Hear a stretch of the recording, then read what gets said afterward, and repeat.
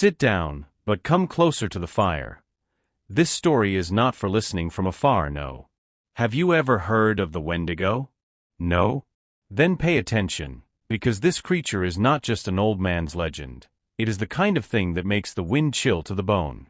They say it was born of hunger. But not just any hunger. A hunger that turns people into monsters. Up north, where winter seems to never end, there are people who did the unthinkable to survive. And that is where the Wendigo appears. Once it enters your soul, there is no turning back. The only thing left to do is run. If there is time. Okay, now that you know his name, let me tell you where this thing comes from. The Wendigo wasn't born as an animal, no.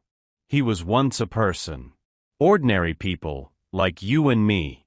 But then winter came, not the cold that we know, no. I'm talking about a cold that cracks your bones, that leaves an animal frozen in the middle of a walk, that makes a man cry just to see the tears turn to ice. Imagine an isolated village, surrounded by snow on all sides, with no game, no food, just silence interrupted by a growling stomach. And then one of them, a desperate man, does what no being should do. He eats human flesh. At first, just a little bit, just to survive. But what he didn't know is that at that moment he opened the door. A new hunger was born in him. A hunger that never ends. And that's how the Wendigo is born. He begins to change. He grows taller, thinner.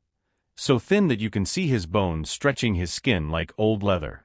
His eyes become sunken, glowing in the dark, and his heart, they say, freezes completely. And the worst part? The cold no longer affects him. On the contrary, it's as if he's part of winter itself. Do you know what the cruelest part of the Wendigo is? It's not the scream it lets out in the middle of the forest. It's not the speed at which it runs, even though it looks like a bag of bones. It's its hunger. The damned hunger that never goes away. They say that the more it eats, the hungrier it gets. It's like a hole in its stomach that goes straight to hell. And animal meat won't do, no, it wants people. Living, warm flesh, with fear pulsing through its veins. But hey, the worst part is that he doesn't necessarily have to be out there. Sometimes, the Wendigo enters through your mind. He whispers. Slowly, almost as if he's helping you. You're going to starve to death, he says. They won't miss you, it's just a little bit. Just for today. And that's how he gets you. Because the Wendigo is also a spirit, you know? A spirit of greed, desperation, madness.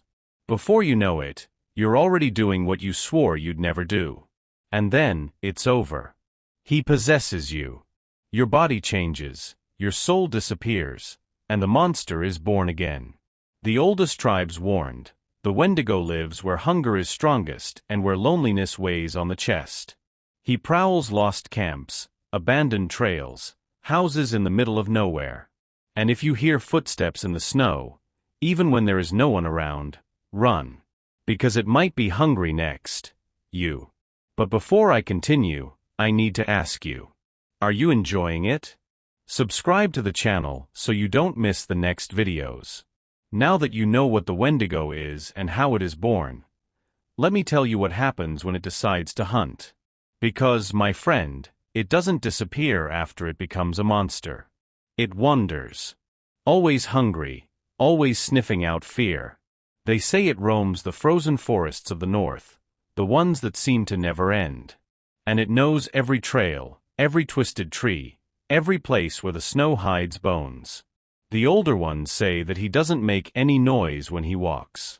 Only when he's too close. Then he makes that thin moan, like wind passing through rotten teeth. And if you hear that in the middle of the forest, forget it. He's seen you a long time ago. Some say he imitates voices. Sometimes that of your mother, sometimes that of a lost friend. All to make you stray from the trail. And then, you know, it's an icy hug and teeth on your neck. But don't think that no one has ever tried to face him. Some tribes believed that only very powerful shamans could deal with the Wendigo. They performed rituals with fire, ashes, and ancient words. They say that only with these could the soul trapped inside the monster be freed, when there was still some left, right? And there were also those who believed that it was possible to kill the body with fire directly to the frozen heart. But if you get close to him and try, a little courage is certain death. Nowadays, people call it a legend.